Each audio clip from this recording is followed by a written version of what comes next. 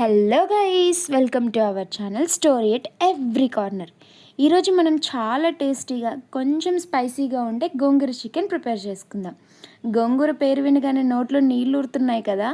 అందులోకి చికెన్ కలిస్తే ఇంకా చెప్పాల్సిన పనే లేదు.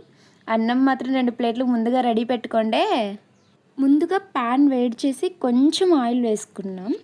ఇప్పుడు ఇందులో ఉల్లిపాయ ముక్కలు వేసుకొని బాగా వేయించుకుందాం. ఉల్లిపాయలు కొంచెం మెత్తగా అయ్యే వరకు, మనకు కావాల్సిన గోల్డిష్ కలర్లోకి వచ్చే వరకు వేయించుకోవాలి. ఇప్పుడు మనకు కావాల్సిన గోల్డిష్ కలర్ వచ్చిన తర్వాత అల్లం వెల్లుల్లి పేస్ట్ వేసుకొని పచ్చివాసన పోయే వరకు బాగా కలుపుకుందాం. తర్వాత ఇందులో పచ్చిమిర్చి, టమోటా ముక్కలు వేసుకొని బాగా కలుపుదాం. ఇవి బాగా ఉడికితే మన చికెన్కి మంచి టేస్ట్ వస్తుంది. ఇంతవరకు చూస్తుంటే కూర కంటే మనకే ఆకలి ఎక్కువ అవుతుంది కదా. మనం వేసిన అల్లం వెల్లుల్లి పేస్ట్ ప్రతి చిన్న ఉల్లిపాయ ముక్కకు పట్టేలా చూసుకోండి. ఇప్పుడు ఇందులో మనం శుభ్రంగా కడిగి పెట్టుకున్న మన చికెన్, అదేనండి మన హీరో చికెన్, మనందరికీ చాలా ఇష్టమైంది, ఇందులో వేసుకుందాం. చికెన్ వేసిన తర్వాత అన్నీ బాగా కలిసేలా కలుపుతూ కొద్దిసేపు వేయించాలి. ఇక్కడే మసాలా అంతా చికెన్కి బాగా పట్టాలి. ఇప్పుడు మన కర్రీలో నెక్స్ట్ భాగం జూనియర్ ఆర్టిస్టులు.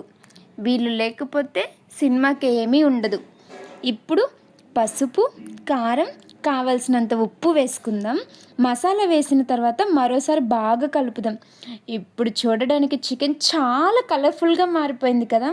కానీ అసలు రుచి మాత్రం మన హీరోయిన్, అదేనండి గోంగూర వేసిన తర్వాత మాత్రమే వస్తుంది. మూత పెట్టి చికెన్ బాగా మూత పెట్టి మనం ముచ్చట్లు చెప్పుకుందామా? సరేలేండి, మీతో మాకేం ముచ్చట్లు ఉంటాయి, కానీ మీరేమన్నా కామెంట్స్ పెడితే మేము ముచ్చట్లు చెప్పడానికి బాగుంటుంది. ఇప్పుడు దీంట్లో కొంచెం వాటర్ వేసుకొని మూత పెట్టేద్దాం. వాటర్ వేస్తే చికెన్ బాగా ఉడుకుతుందన్నమాట. ఇంకా మనకి ఎంత మెత్తగా ఎంత రుచిగా కావాలో అంతసేపు బాగా ఉడికించుకుందాం. ఇప్పుడు చికెన్ బాగా ఉడికిన తర్వాత మన హీరోయిన్ ఎంట్రీనండి, అదేనండి గోంగూర. ఈ గోంగూరని మేము బాగా ఉడకబెట్టి పేస్ట్ చేసుకున్నాం. గోంగూరను వేసి చికెన్లో బాగా కలుపుకోవాలి. గోంగూర పులుపు, మటన్ రుచి, మసాలా, కారం, ఈ 3 కలిస్తేనే అసలైన ఆంధ్ర స్టైల్ వస్తుంది.